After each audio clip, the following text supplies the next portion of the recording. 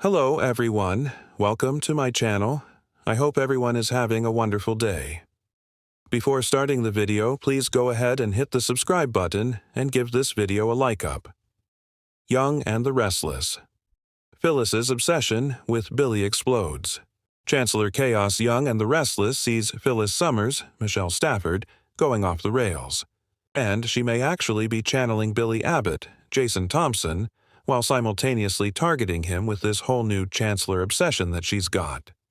We are going to discuss Phyllis's fixation and how she might become even more unhinged and could be fully weaponized soon.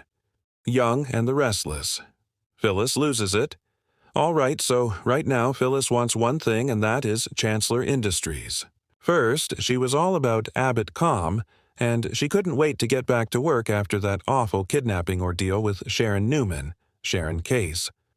But recently, Billy fired Phyllis because he doesn't feel she's in the right headspace to help him run the company, which is true, and it definitely looks like Phyllis needs to process her trauma so she can get past it. Billy, Daniel Romalotti, Michael Graziade, Sharon, and Nick Newman, Joshua Morrow, all gave her this advice. But right now, Phyllis is not doing that, and she won't listen. Instead, she is very angry at Billy for firing her and upset that he replaced her with Sally Spectra, Courtney Hope.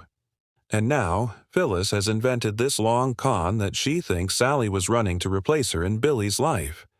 Phyllis seems to be living in some sort of alternate reality, like where she's the star and the main character in something. I don't know, a soap opera just about Phyllis herself. Phyllis targets Chancellor Industries with Dumais help, and now she is focused on getting Amanda Sinclair, Michelle Morgan, to help her get her hands on Chancellor using her mystery boss Dumais on Young and the Restless. And it seems kind of random and kind of out of the blue because Phyllis had been talking about starting her own company with Daniel, and then bam! She twisted around and Phyllis wants Dumais to take Chancellor from Nikki Newman, Melody Thomas Scott, and Victor Newman, Eric Braden, and let her and Daniel and Amanda run it. But why is Phyllis now all about Chancellor out of nowhere? Remember, she worked there for what, 5 minutes before Jill Abbott, Jess Walton, made Billy fire her, and he did what Jill asked. He let her go. Young and the Restless. Phyllis is channeling Billy, but now it's like Phyllis is channeling Billy with this plot to steal Chancellor from the Newmans. We know that for months, ever since Jill sold to Victor based on the lies and trickery that he was engaged in, that Billy was hell-bent on getting Chancellor back and getting revenge on Victor for taking it in the first place. You know, Billy's happily starting this new company with Sally, and the whole Chancellor thing is on the back burner for him for the most part. And instead, Phyllis has picked up the ball that Billy dropped. And she's determined to get a meeting with Dumais so she can take control of Chancellor. Phyllis convinces Amanda to pursue Dumais' meeting on why and Rand what's crazy, she's actually making some progress.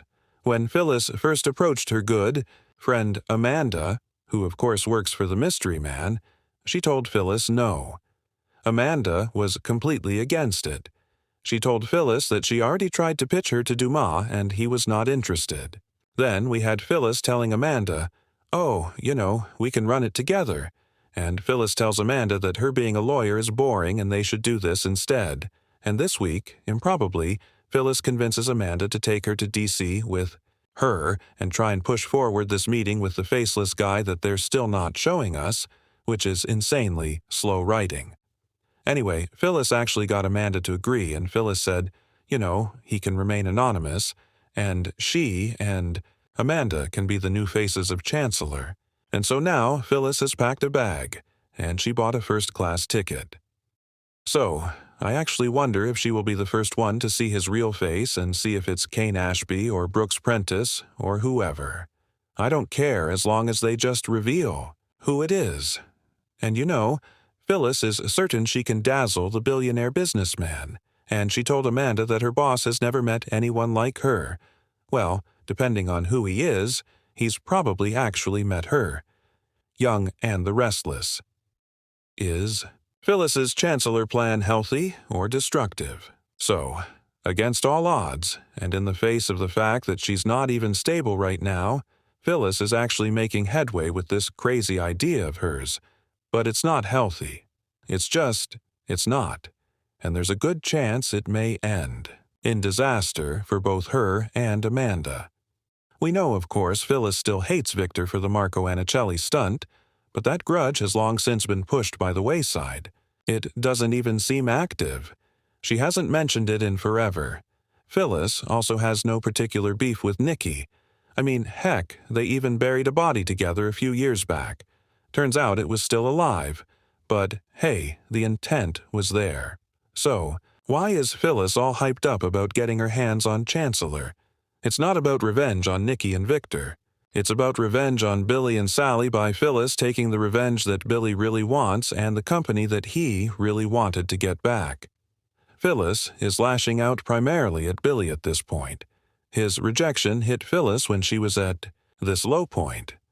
Even though Billy had her best interest at heart when he made the decision, but Phyllis and her delusions are completely Billy-centric right now, which seems to be foreshadowing her upcoming bad behavior.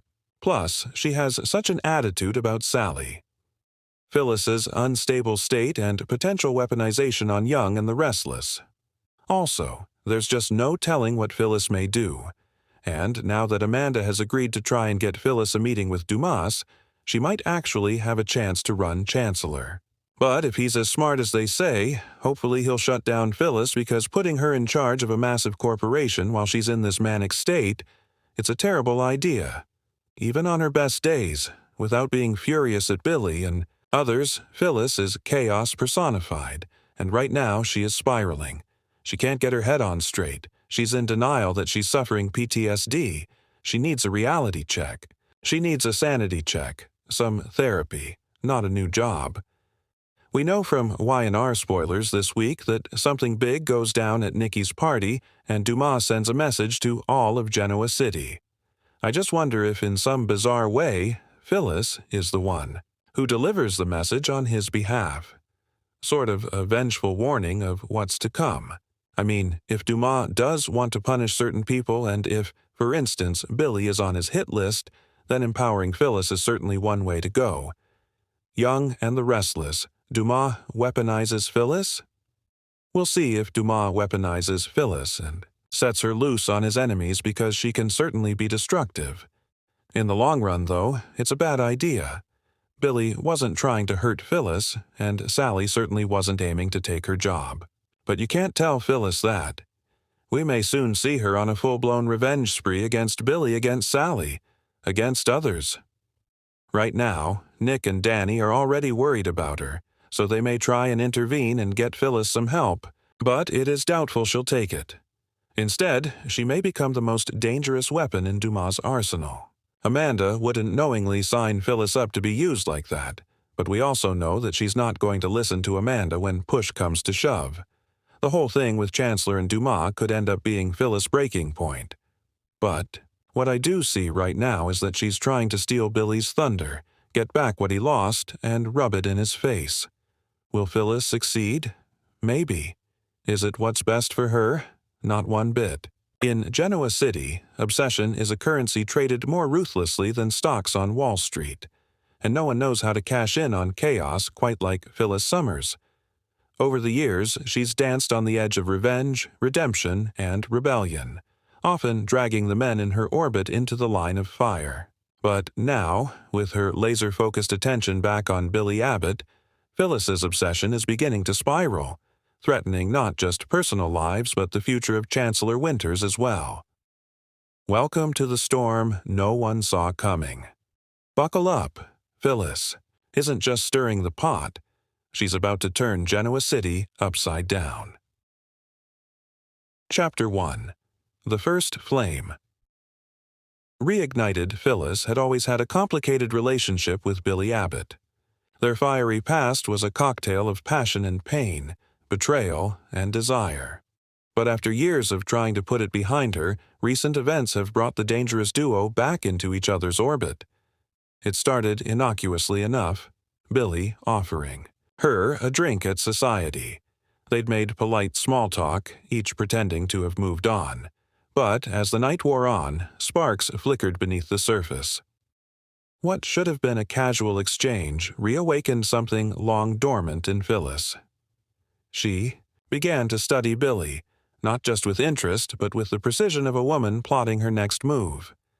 Phyllis told herself it wasn't obsession, not yet. But deep inside, she was already unraveling. The Red Queen's gambit, to Phyllis, power was always as intoxicating as passion. She couldn't just want Billy, she had to own him, control him, use him to reclaim a foothold in Genoa City. She began planting seeds, feigned run-ins, business proposals, whispers about Chancellor Winters. She pitched an idea to merge a tech startup she'd discovered with the media wing of Chancellor. Billy, still trying to prove himself a serious executive, took the bait. Devin Hamilton was skeptical. Lily Winters, freshly returned Ifi Isakashir,